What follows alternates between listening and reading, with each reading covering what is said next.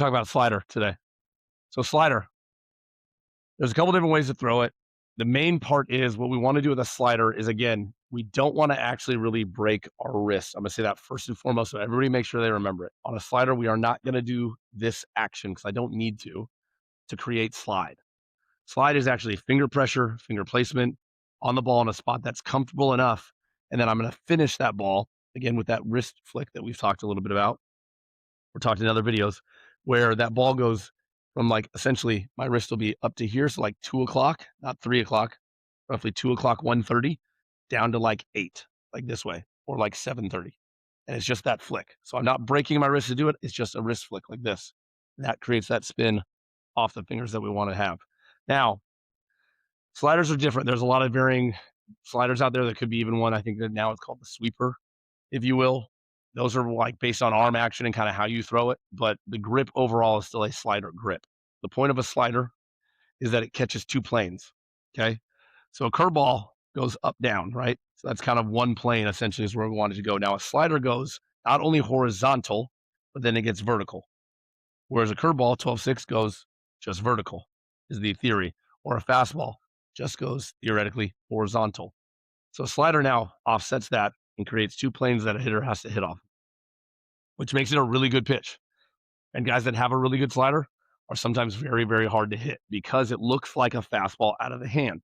So if you listen to the other video that I talked in, which was a four seam video, and talked about just intent and attack mentality, every single pitch we will ever throw is like we're throwing that four seam to start, right?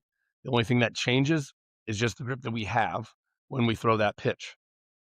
So when I go to throw a slider, my grip was here across this part of the horseshoe. And that was very comfortable to me because I threw my curveball already off this part of the horseshoe.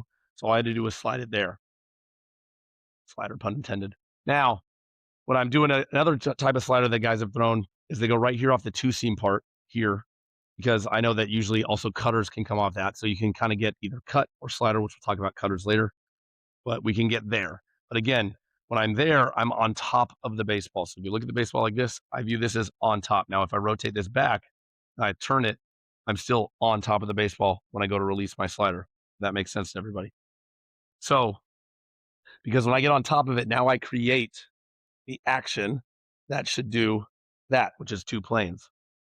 Big part, like a curveball, all of our pressure, or the vast majority of pressure, is going to be this middle finger.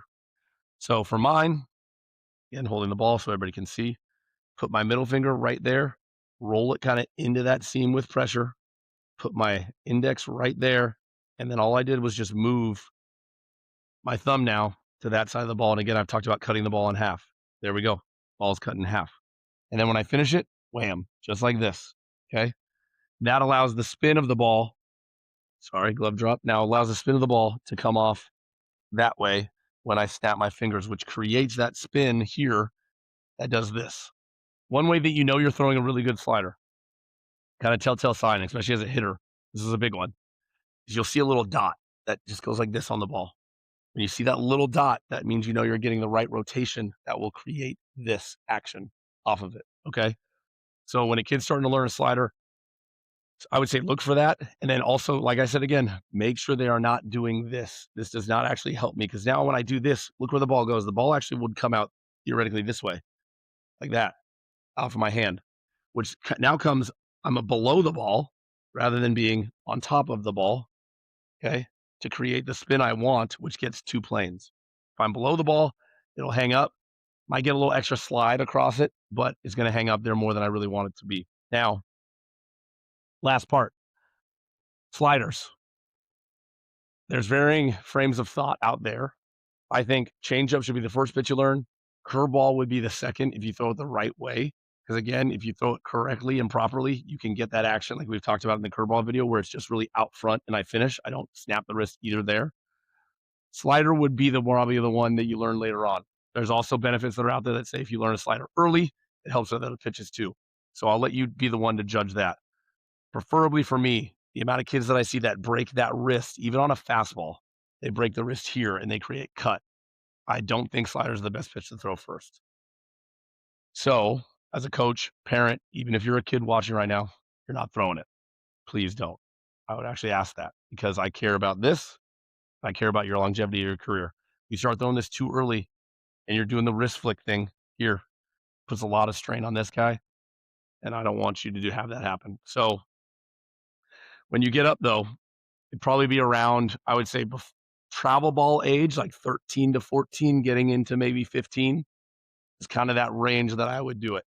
Because at that point you have enough feel on your pitches if you've been following. I feel the fastball, getting feel on changeup, to where then I can understand what I actually need to be doing with my wrist flick and with the pressure points that create that slider action. Besides that, I'm done with the video, so I'm gonna slide on out of here.